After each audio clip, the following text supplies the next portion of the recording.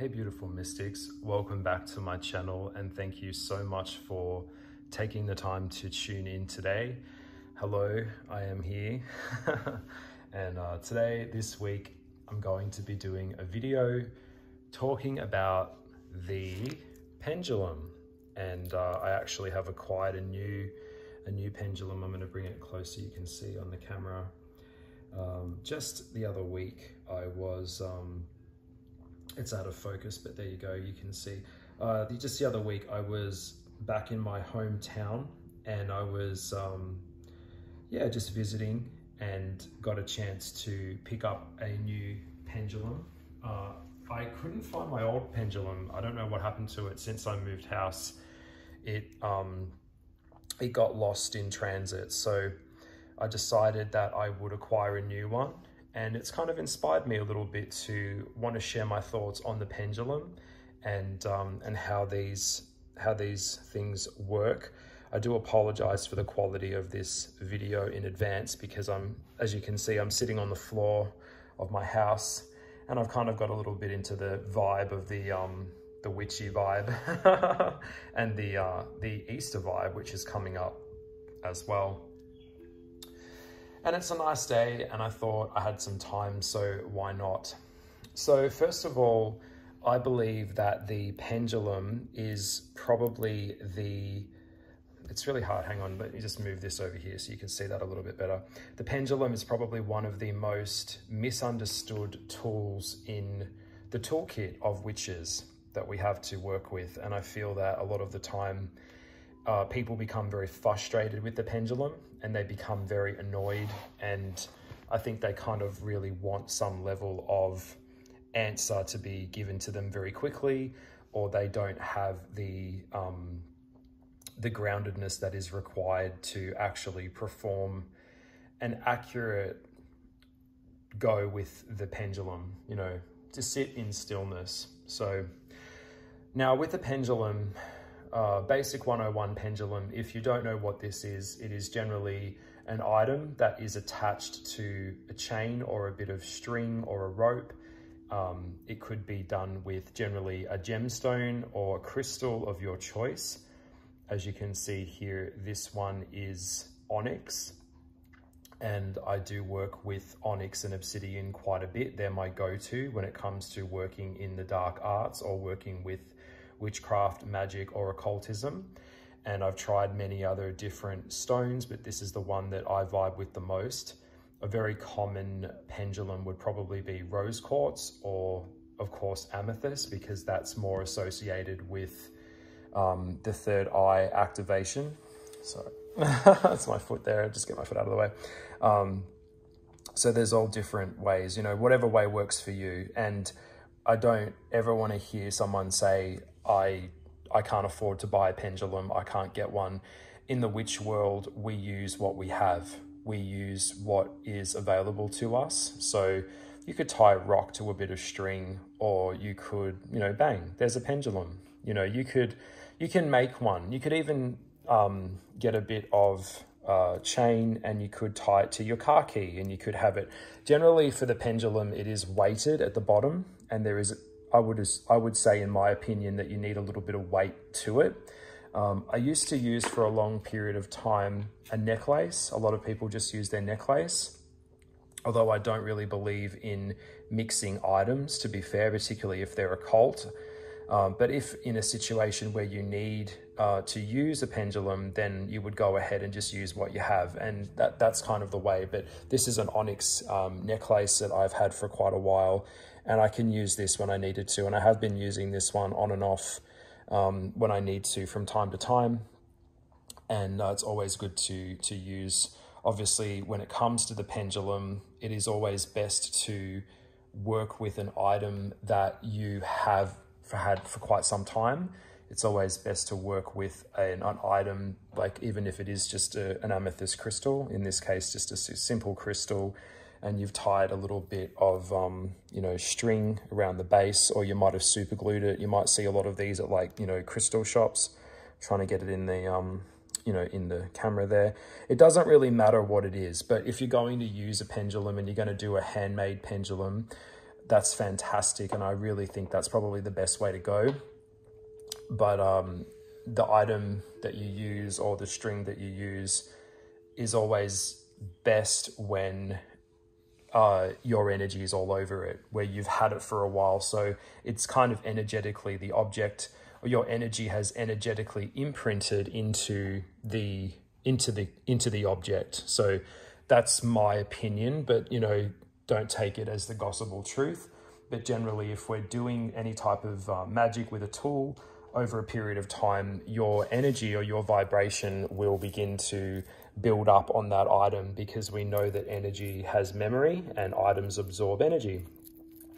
I'm just sharing with you, this was a ring that I purchased a while ago. It's a beautiful ring. It's the face of Zeus, as you can see. I'll show you, I'll leave a link in the website below. It's a very beautiful marble ring with gold. I used to use this as a pendulum for quite a while, because it was quite bulky to have this around my finger. So I went ahead and put a string, and then I decided to get a chain that I found, and I put a chain around it so I can use this as a swinging, you know, anything that swings. And sometimes I just wear this as a necklace around my neck if I go out, and whatever I'm wearing, it might actually suit. And I'll just go ahead and wear the Zeus ring. And I got it from a website called Macabre Gadgets. So if you're looking to acquire a really beautiful piece of jewelry that is made by hand, they have a lot of like Greek gods and gorgons and really, really, really cool artisan handmade pieces of very unique jewelry. So yes, I have used this at one period of time as a pendulum as well. All right, so that out of the way, let's just get on with the video. So I want to talk about the psychology of a pendulum. We have to really look at that first. So for any type of spiritual work to do with the pendulum, I would always say that it would be best if you use some level of sage or smudge stick, if you can, get your hands on something. And when it comes to the pendulum, I'm trying to keep this video a little bit shorter because I know I can go on quite a bit, but you really need to be in state. You really need to be in a place that is completely relaxed. You want to be really receptive. So even now, just letting my breathing go down, you know, just calming my mind. And I pick up my item, my pendulum, whatever I choose to work with, and I will hold it in my hand. Generally, I'll hold my hand underneath it like this, and I will start to really center myself and ground myself and really get into a place of being in state with it. So my mind is clear and I'm completely relaxed. Now, with the pendulum, it's very important that you and all of your muscles in your body are completely relaxed, that you are feeling calm, you're feeling ready to ask a question or begin some level of spiritual work. And yes, you can use the pendulum to connect to spirit. Yes, in some cases, some people might think or say that the pendulum is a non-magical tool. That's just not true. The pendulum is a very magical tool. And as I said before, it is a very underrated tool because this requires a lot of practice and it requires a lot of effort, and really over long periods of time, bonding with the item and refining your skills with the pendulum to ask it questions. Now, when it comes to the pendulum, generally it is always going to be a yes or no closed question. So I don't ask the tarot cards a closed question. What we're looking for in a reading with the tarot is an open line of communication through the doorway of the tarot to ask a question. Now, you know, I've gone beyond using tarot cards. I'm just a medium now. I just do mediumship. I don't tend to work with the tarot. But in this case, I'm just saying that I don't ask closed questions to tarot cards. That's not the right way to approach the tarot. Now, with the pendulum, it is about a yes or no.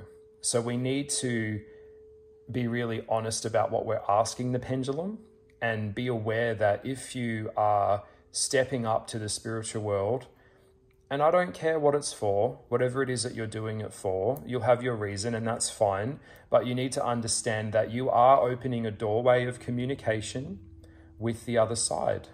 Okay? This is the same with the tarot cards. This is not a toy. And we should never approach the occult as a toy either. And I was talking to a friend of mine the other day while I was giving a little bit of a reading and kind of tuning into his energy. And one of the things that I was shown was something that I too often forget myself.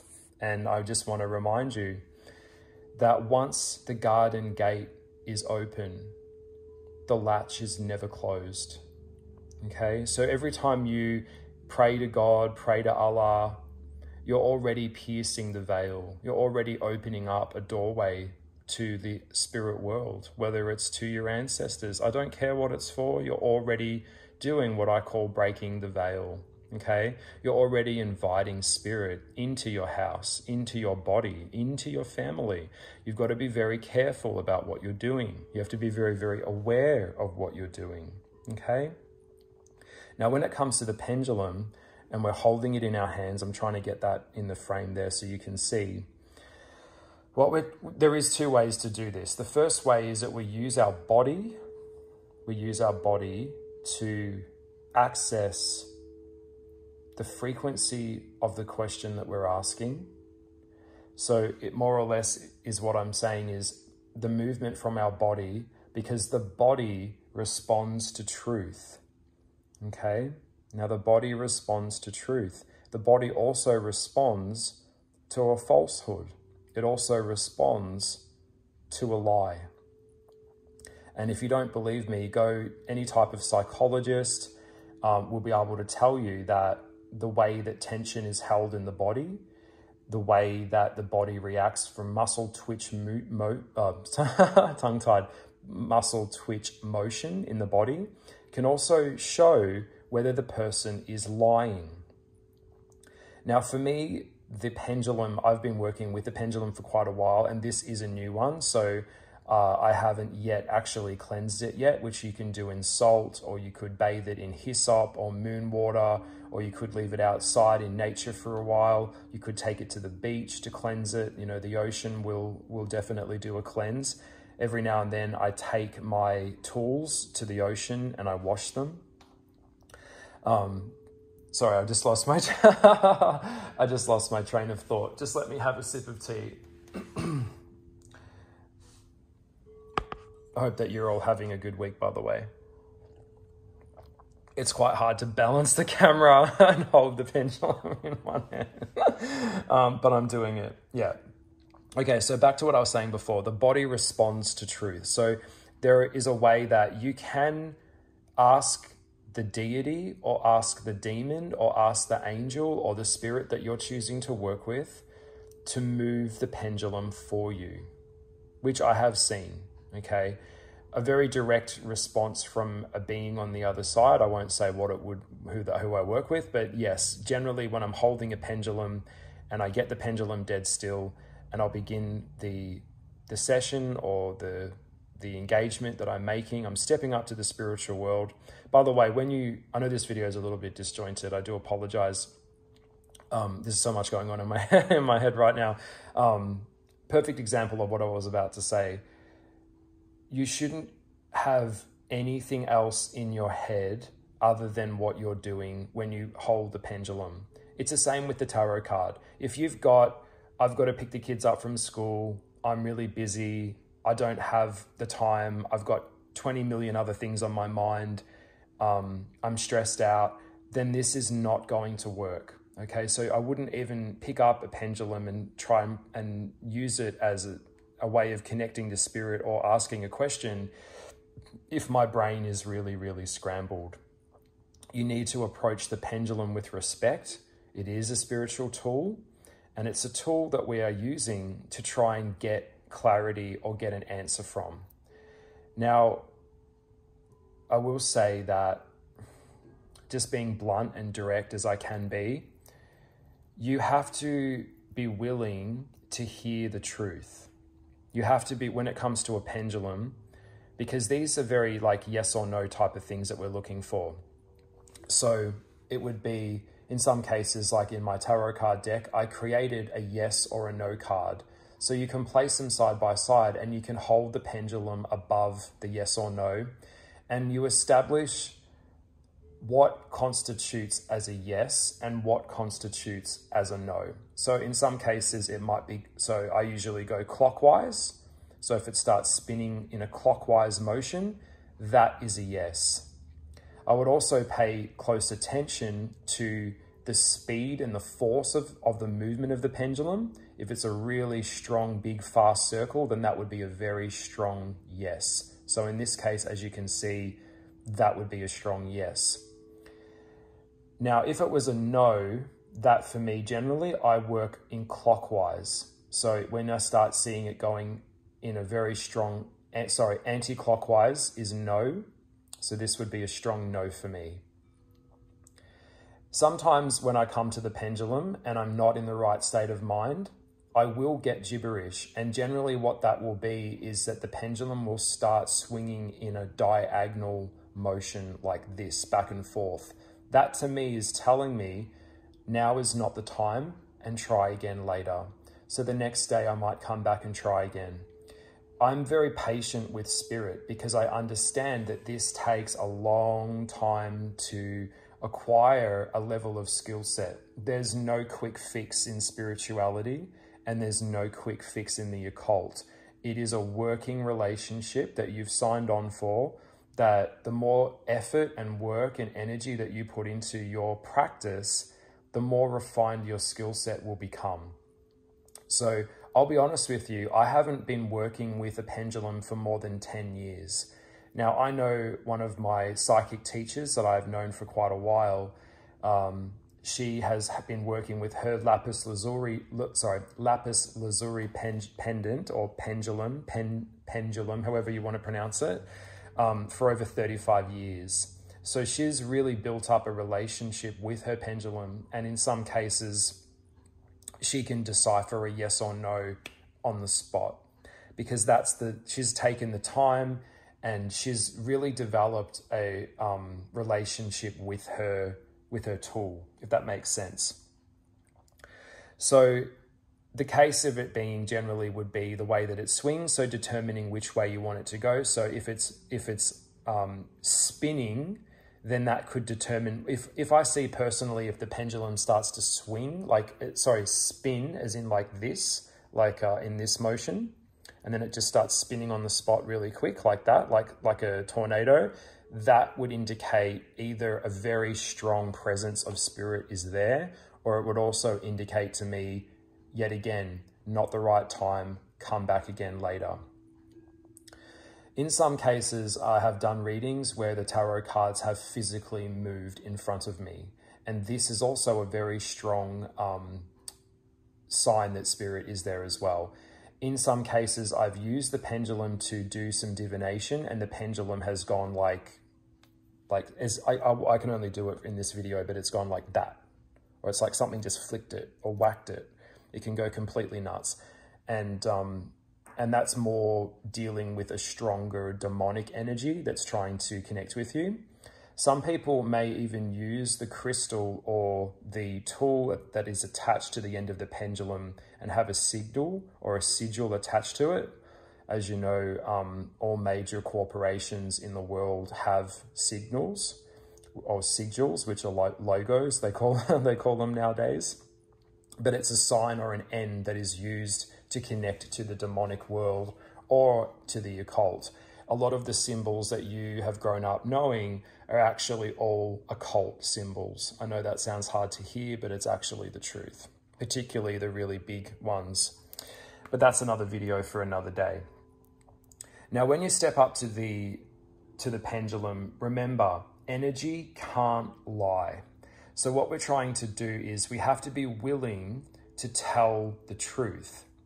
So if you're coming to the pendulum with a distorted sense of reality based on something that is not real, the pendulum is going to show you that. So that's why, in my opinion, a lot of people can't work with the pendulum, because their sense of truth is completely chaotic. Their sense of truth is distorted. I'm just going to take this video a little bit lower. Just give me a second here while I just lower that down just slightly to make that a little bit easier for me to hold in front of you. Yeah, so if you're in some kind of state of cognitive dissonance where you are not willing to look at truth, then the pendulum will not be a tool for you to use. It will show you only what is reflecting back in your mind's eye. Now, the pendulum is also connected to something called aphantasia, or you might have heard it in the opposite of aphantasia is Fantasia. And Fantasia is like the Disney movie that was made by Walt Disney a long time ago. And it was a very beautiful orchestra music and lots of animation. But Aphantasia, or Fantasia, so I'll go with Fantasia first. So basically what that is, it's the imagination of imagining something in your mind's eye and then sitting in that space. So Fantasia is imagination personified, and all things that come into the physical world had to come through some level of spirit or projection from source, from the mental, from the heart, from the mind and imagination into the physical world. Okay, so that's Fantasia. Aphantasia is the opposite of that. Aphantasia is an analytical mind that will not sit still and will not believe. It only wants to believe the scientific approach to life in a way that is, unless there is physical proof, it doesn't exist. And there's nothing higher than physical matter. So it's more of the study of something. So if you've got a really analytical mind, then working with the pendulum can be quite difficult, or won't be very, like, it won't work for you very well. You have to get in a state where you're not thinking too much. You're getting into your subconscious mind and you're allowing what needs to come through to come through. It's no different to when I'm talking. I don't have a script. I don't follow like some kind of lines of what I want to say. I just open my mouth and the words just start to come out. And it just comes from my heart and my mind, okay? Same with my art. If I'm always thinking about what I'm doing too much, I'm going to get in my own way and I'm going to start to distort the message, because that is aphantasia. It's too analytical. I need to get into Fantasia to feel and see and imagine and create something. That's why people that are in aphantasia and have no imagination cannot create magic. They cannot create art because it's against their mindset. I hope that makes sense. Yeah. So yeah, in the witch world, when it comes to working with the pendulum, you have to be willing to let yourself slightly drift into the subconscious. So some sound bowl music, or burning some herbs or some sage, a shamanic drum, whatever it is that you use to get into state is best advised, because it's going to help you really connect to clearing your mind, getting yourself in state, and then letting what needs to come through, just like with a tarot card reading. Yeah, you have to be malleable, you've got to be flexible, and you've got to be completely relaxed in your body, because the analytical part of our mind, when we're holding a pendulum in our hands, will want our fingers to start moving, because we want it to move in the direction that we want it to, and it may not be true. So you have to be willing to sit there in complete silence and stay still and just let the pendulum do what it needs to do, and just observe the movement of the pendulum to get what you're looking for. I hope that makes sense. So generally when I start working with the pendulum, I would probably start going with some kind of testing techniques, which would be basic 101 stuff, which would be like false information that we know is true and something that is not true. So it would be like, am I biologically male? Okay. So that's already starting to swing. So right there, that is clockwise, that's indicating a yes. So what I would do, I would center that down, I'd place it down on something solid, reground it. By the way, between every single time you use a pendulum or a tarot card, you need to reset and recenter and re-clear your space and your mind energetically so that there's no imprint of the last energy on the tarot cards or the pendulum for that matter, especially the pendulum as well. A lot of readers don't do this, and what they're doing is when they are doing a reading or using the pendulum to help someone else or the querent, they're just picking up energy from their own self on the cards or the pendulum, not the person that they're actually reading for, because they haven't actually properly grounded the frequency of the pendulum or the tarot cards to do that.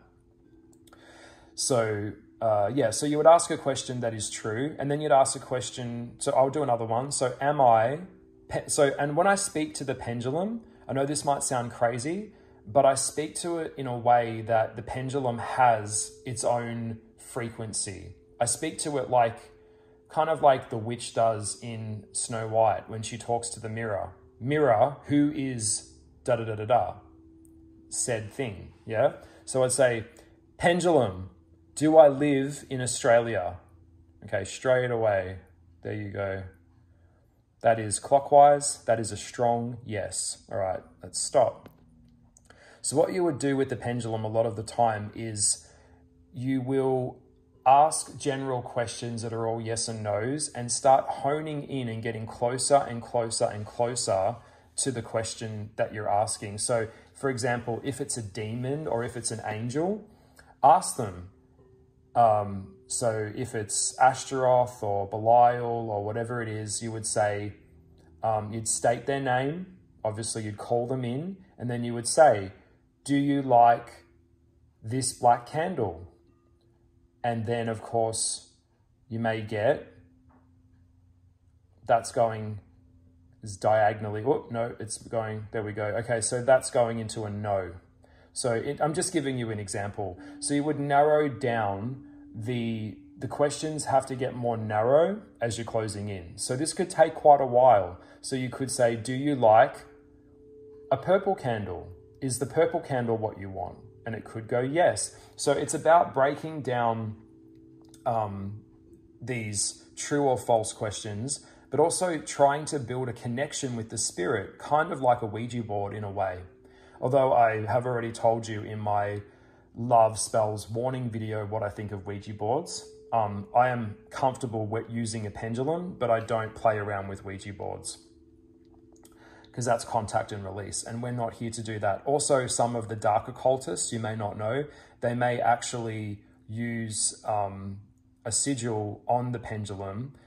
Obviously, I know this might sound hard to hear, guys, but I'm just going to be honest with you. When it comes to the left path, if you're asking spirit for something, for them to give you something, then you need to give them something of the same or higher value back in return.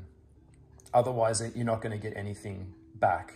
And they're not interested in just showing up and giving you something. You have to be willing to learn what they like. What flower do they like? Is it a purple thistle? Is it a red flower? You have to do the research to know who you're calling before you even attempt to call it.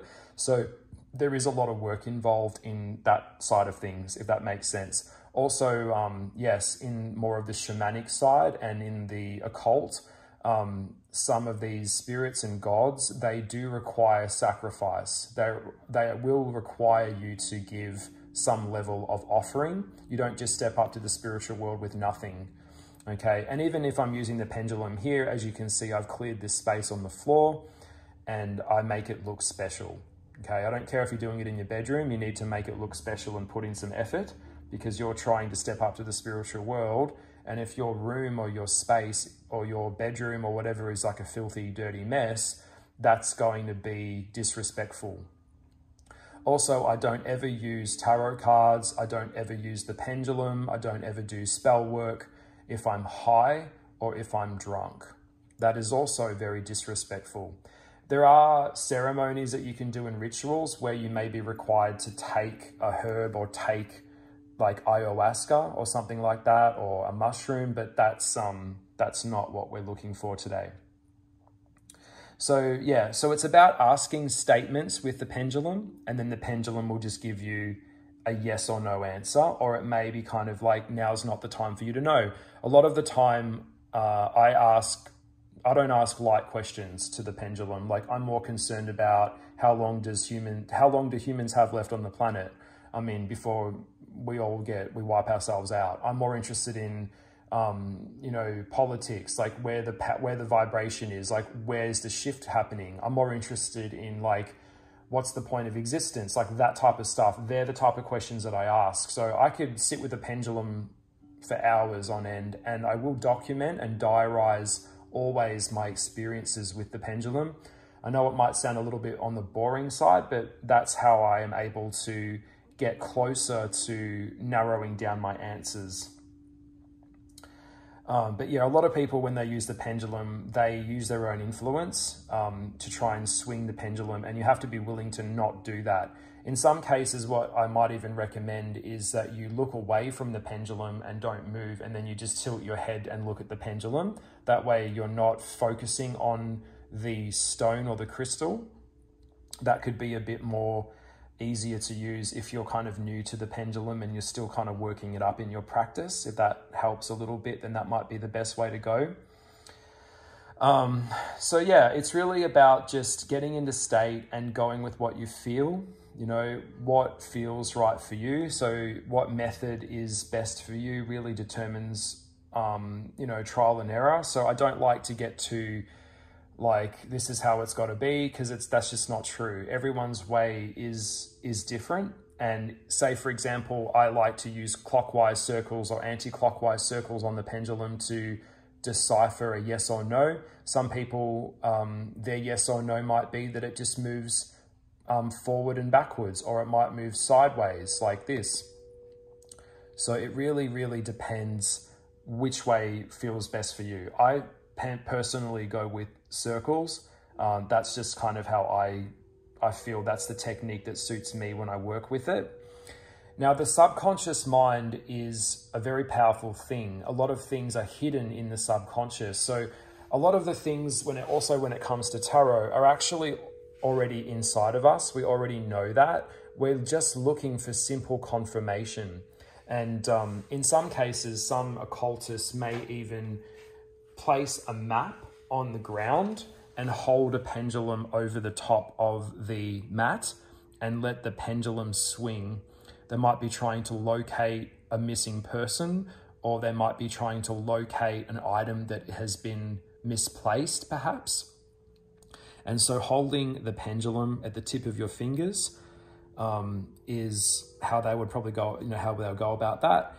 And then at some point they might even call to spirit and then ask for spirit to direct the pendulum over to the position on the map and then let it drop, or it might just be more drawn to one place than the other on the map. If we've narrowed down where the person might be, we might be getting closer and closer to where their location is. And that is one way that the pendulum can also be used as well. When I ask the pendulum a question, I ask the question, but I'm also prepared to detach myself from the answer as well. Okay, so I know that there are things out there that are higher than me, and I know that sometimes I'm just not meant to be privy to this level of information. This is something that also happens a lot in my astral travel. I will do a video at some point on how to create an astral temple. Just quickly, you can use the pendulum to take you to the astral temple. It's a place that you would create on the astral level in your mind, inside your own astral world that we've got in our dream state or in our meditation state. And it's a place that only you can go to. It's a place that you will do in what is called parts work, or path work. So what it is, just quickly, you will, say for example, I'll show up on top of a mountain peak in the sand dunes, and then I will walk down this rocky mountain into the sand dunes, And at the bottom of the sand dunes, there might be a temple that I was able to see from the top of the sand dunes. And once I get closer to the temple, I will get to the gate of the temple. And the temple that I'm about to enter might be my astral temple, and I can come here. Now, the gate of the astral temple will only open for me. Just like this pendulum here, after a while, this pendulum will only answer to me. It will never answer to someone else. Okay, so also that is how I work as well.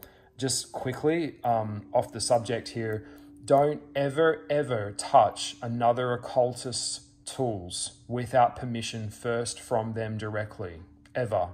I would not advise it.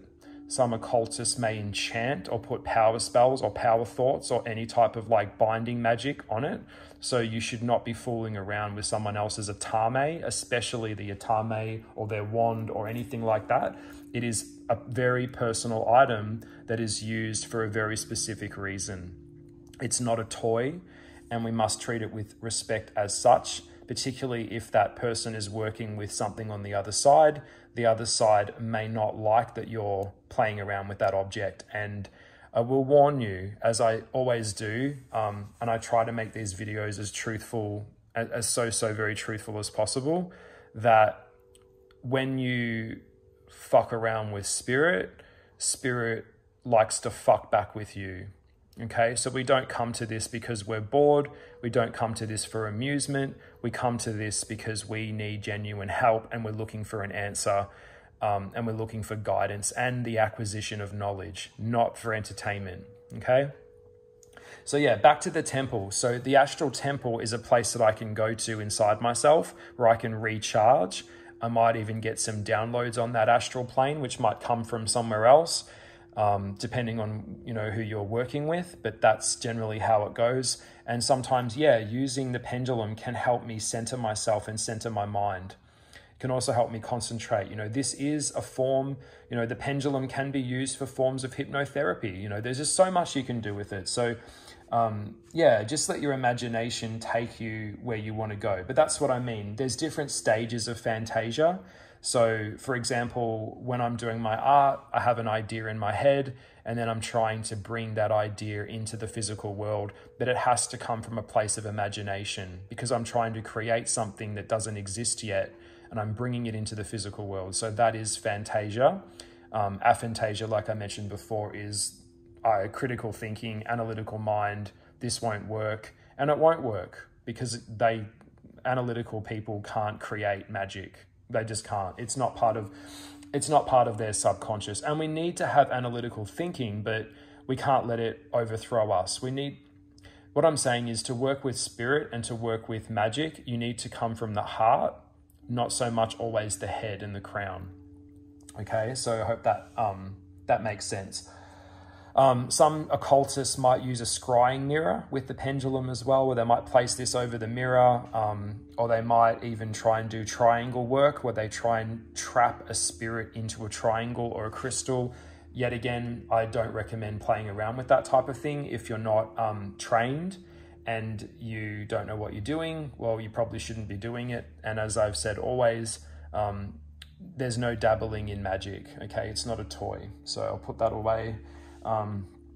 So yeah, I hope that this is really helping you and you're getting a lot out of this. I think it's important. I always like to do pendulum work when I have someone with me. I like to ask them questions, or they'll state the question to me, and then I'll go that way, and that'll come through. It really, not play around with it, but don't be afraid to experiment with the pendulum, okay? Don't be afraid to build a relationship with it. So, what works for you? Does it feel comfortable? Did this work out today? Is today not the right day? It really depends on how you feel, okay? So that's the best advice I can give you. Other than the top advice I would give you when it comes to working with the pendulum is that you must be relaxed to allow the subconscious mind to come through in the session. If you're not relaxed and you're not in the zone and you've got a million things on your mind, then this is not, you're not going to get an accurate an accurate session out of that particular time. So yeah, you just come back another day and just keep going with it, guys. Like, don't give up. You know, it is a working process to acquire knowledge, and you know, it takes a lot of effort. So okay. I've just talked my heart out about this, so I hope that you've enjoyed this video. Yeah, come over and check out my Instagram. I do respond to DMs. And this was my video for the week on the pendulum. And I will see you in the next video very soon. Bye, guys. Bye.